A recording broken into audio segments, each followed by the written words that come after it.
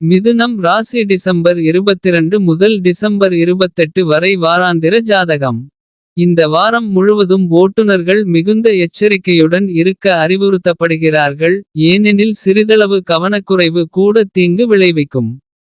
இந்த வாரத்தின் இரண்டாம் பாதியில் நீங்கள் குறிப்பிடத்தக்க நிதி ஆதாயங்களை அனுபவிப்பீர்கள். இது புதிய வீடு அல்லது வாகனம் வாங்கும் திட்டங்களுக்கு வழிவகுக்கும். உங்கள் குடும்ப உறுப்பினர்கள் உங்கள் வாங்குதல்களில் குறிப்பாக மகிழ்ச்சியடைவார்கள். இந்த வாரம் ராகு உங்கள் சந்திர ராசியின் 9வது வீட்டில் இருப்பார்.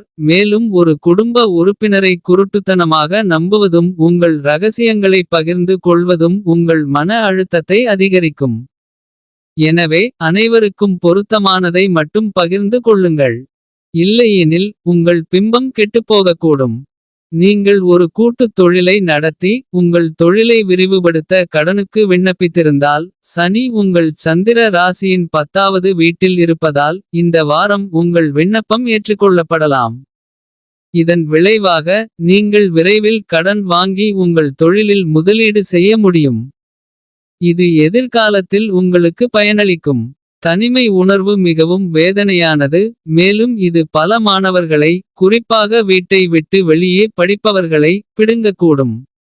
அதை எடுத்துக்கொள்ள விடாதீர்கள். வெளியே சென்று நண்பர்களுடன் நேரத்தை செலவிடுங்கள்.